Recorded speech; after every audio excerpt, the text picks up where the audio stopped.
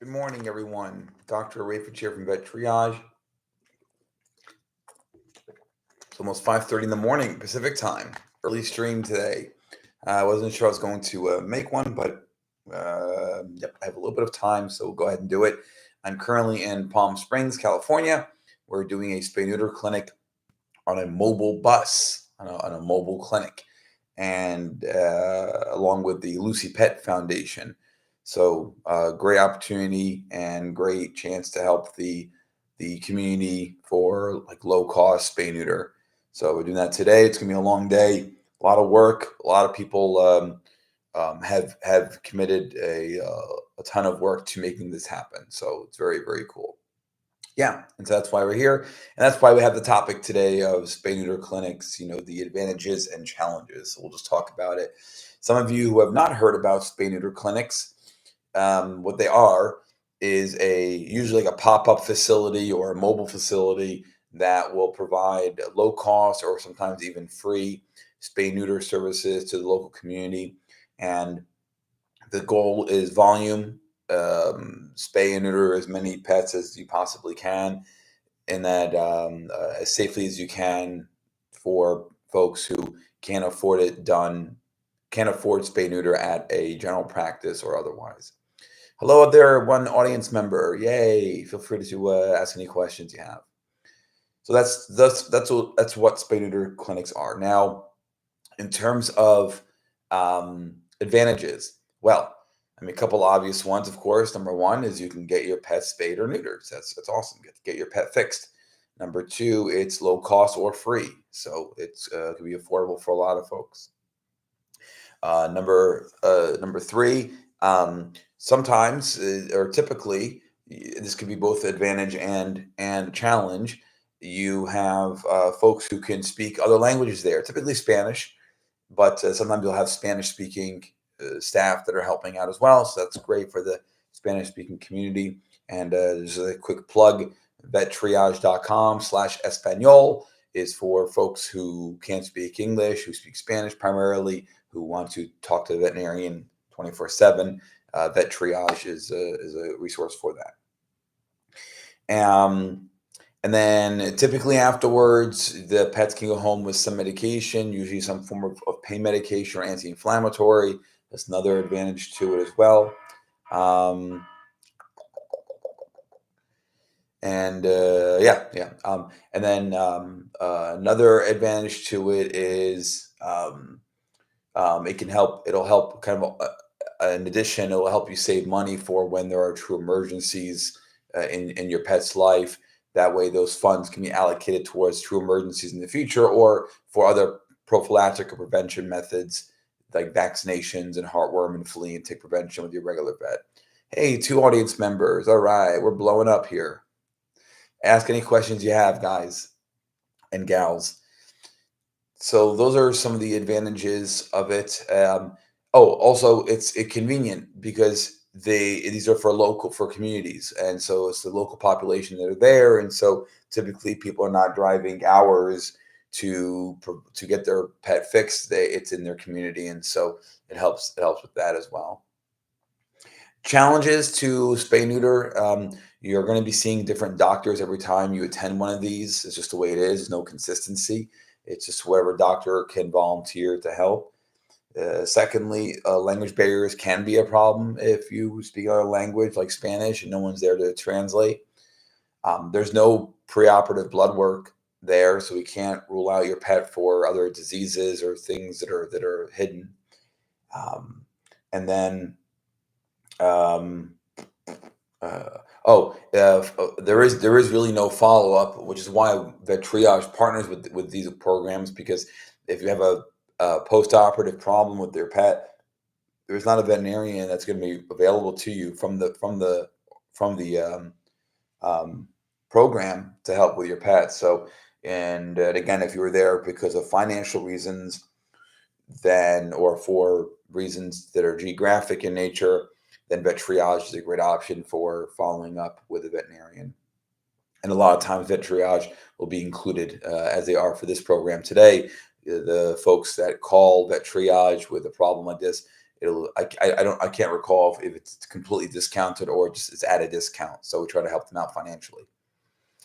Um, Also, post-operatively, we are limited in medications, so they'll get maybe a day or two of pain medication. That's it. Most pets, that's sufficient. Sometimes for some pets, it's not, and they have to talk to someone like on vet triage to help with further care. We also have limited antibiotics, if at all, for the pets.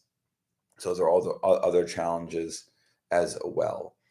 And then if your pet runs into any kind of emergency, medical emergency during the anesthesia or the surgery or afterwards, then we will probably have to refer you to a local emergency hospital if that's available, because there's no way that these facilities are set up for this.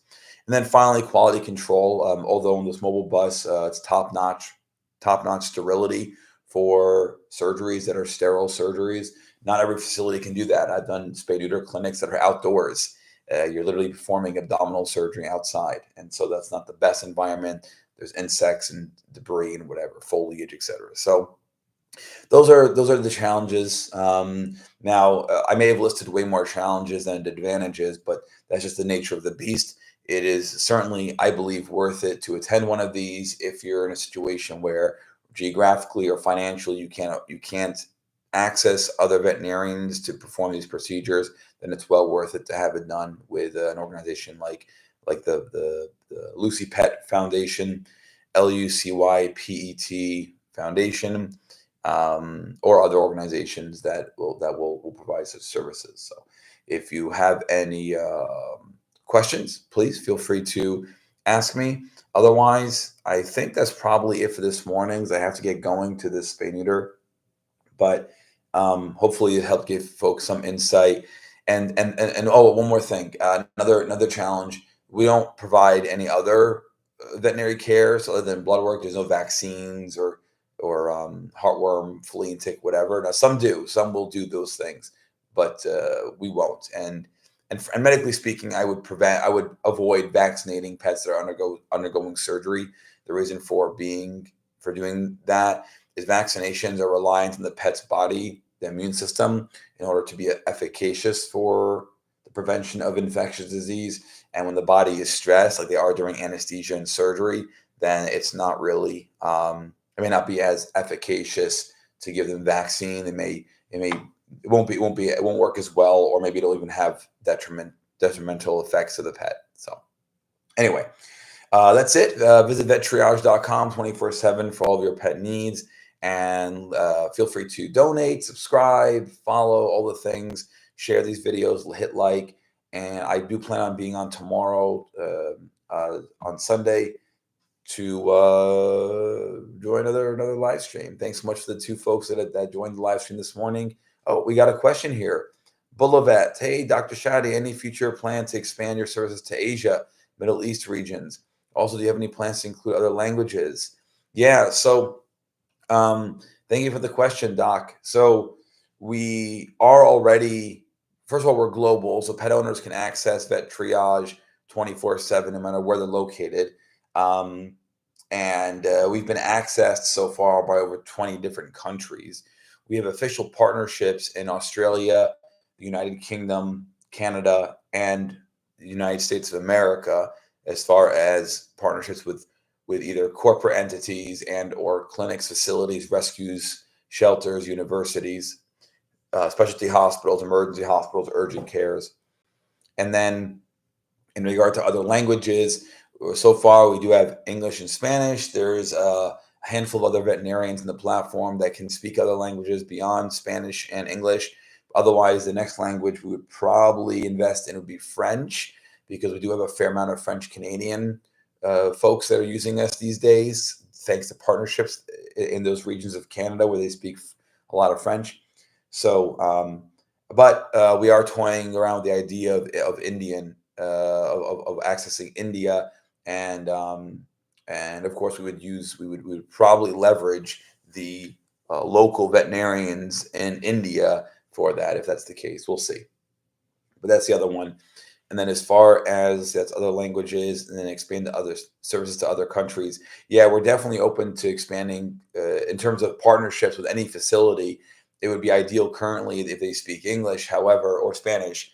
However, if a facility wants to partner with vet triage and they think they have sufficient volume to refer to us, if they give me like a week, or sorry, like a month, I'll hire doctors that speak that language for that purpose, if that's the case. So if there's a large facility that, or a corporate chain or something that is has a strong presence in another country and they require us to speak another language, then if they think that there's volume there, we'll go ahead and make that happen. So thanks so much, Doc, for the question. I hope you're doing well. Yeah. But yeah, that's the plan, with other languages in other countries. So here we go. We're going to continue to go.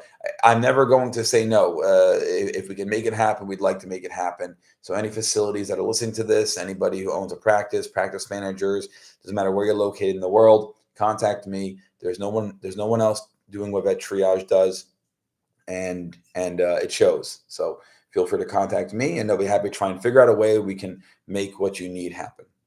Thank you, everybody, for attending, and yeah, we'll see you in the next live stream. Take care.